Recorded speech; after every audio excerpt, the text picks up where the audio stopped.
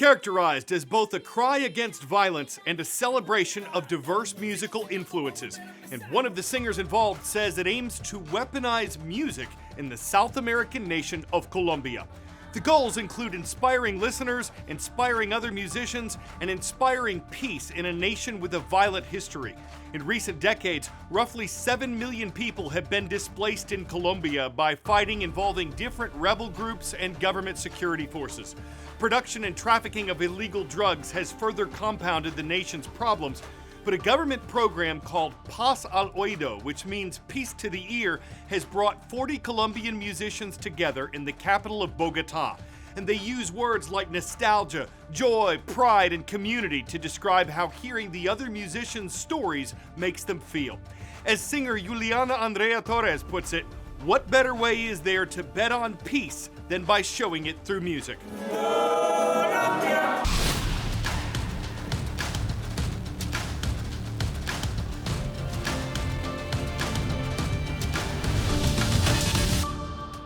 It is great to see you as we wrap up our last show of the season. This is The World from A to Z. I'm Carl Azuz, and after today, we'll be off the air until January 4th when we'll resume our non-partisan coverage of U.S. and world events, international features, historic facts, and unacceptable puns. Next stop this December 19th is between the Indian and Pacific Oceans. Parts of Australia are grappling with severe flooding. Last week, a tropical cyclone named Jasper made landfall in the northeastern area of the country. Its wind speeds at the time were as high as 87 miles per hour, about the equivalent of a Category 1 hurricane, and meteorologists said Jasper's biggest threat was flooding. The storm slowed down over the Australian state of Queensland, dumping tremendous amounts of rain in places like Cairns, a city of more than 160,000 people. In the days that followed Jasper's arrival, officials said almost 2 feet of rain had fallen. Thousands lost power, washed out roads, and heavy rainfall prevented rescuers from getting to some areas.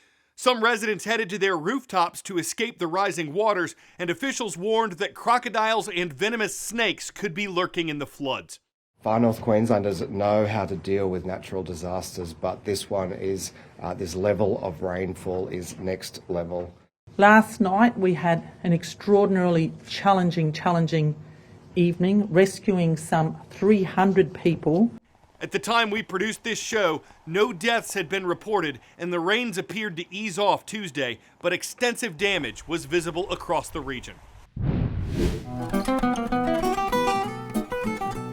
On this date in world history. On December 19, 1972, a space capsule splashed down in the Pacific. It was carrying 3 astronauts who'd just completed NASA's Apollo 17 mission. That was significant because 2 of these men were the last 2 people to have set foot on the moon. No one else has done that for 51 years. On this date in 1998, the U.S. House of Representatives impeached President Bill Clinton, or formally charged him with a crime.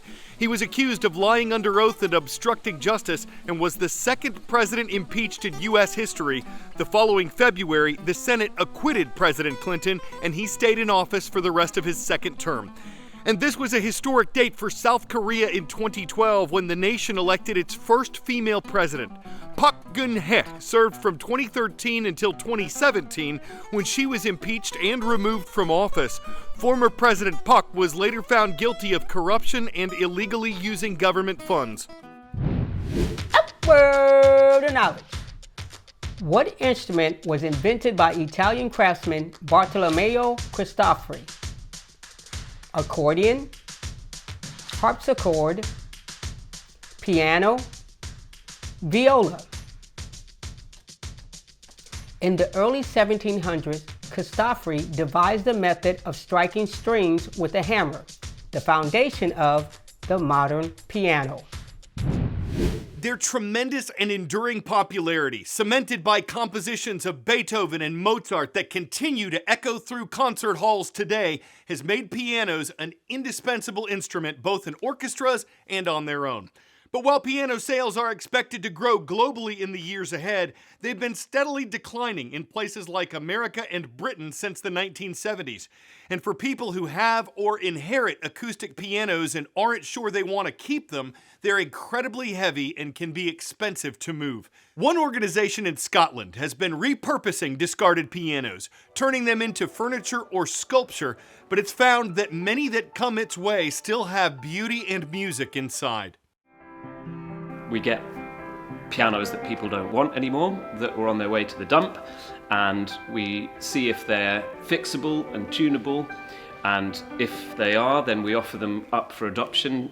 We have open sessions where general public can come in and try out all the pianos and find one that they like, and maybe give us a donation towards keeping the project running.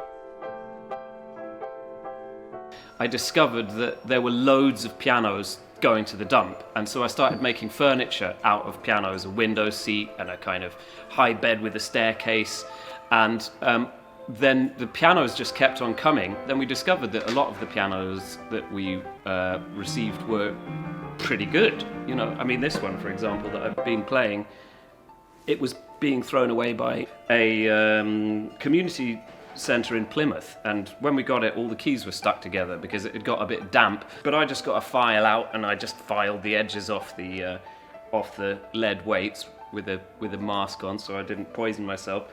And then when the keys could move, I just discovered that actually it sounded really nice. And then, you know, I started to like be a bit more careful about it, and like got all the notes working. And then, you know, it ended up being our sort of concert piano. We've sort of moved on as a culture, and so the whole infrastructure around that, the piano makers, the piano tuners, the piano movers, the piano dealerships, the fixers, there's much less of that now. And so that means that when a piano comes to the end of its use, people don't know what to do with it. For us, the piano is just an example of something that our society considers to be waste, but can be used to great purpose. Thanks to all of you who've tweeted me about being in school this week. We'll be announcing viewers 2 at a time throughout the new year, but here are our last 2 shoutouts of 2023. From the Badger State of Wisconsin, a warm welcome to Mr. Blahnick's class. Sturgeon Bay High School is on the world from A to Z, watching from Sturgeon Bay. And in the Beehive State of Utah, big hello to Mr. Sturm's class. Great to see y'all at Shoreline Junior High School in Layton. You know how you can be out on the water paddleboarding and then you look up and just see a whole bunch of other people dressed as Santa? Me neither. But that did happen recently in the Spanish city of Barcelona. For the 9th year in a row, a whole bunch of Santas saddled up or paddled up, risking wet costumes and wet beards to rock around the waves of the Mediterranean.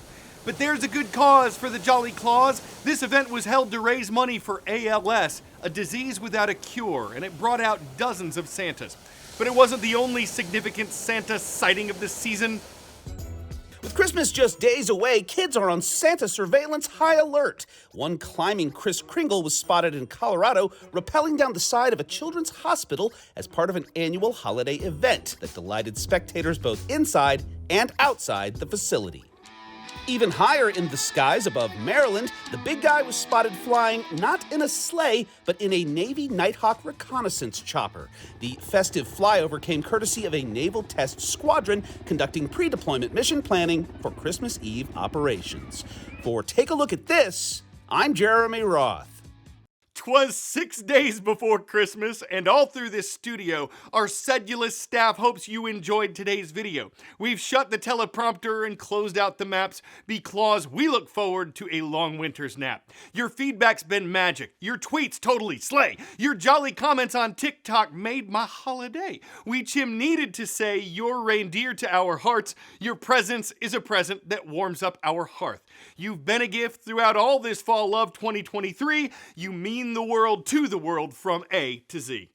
I'm Carl Azuz, closing out our last show of the year. We will be ruined off the air until January 4th, but we're looking forward to seeing you again then.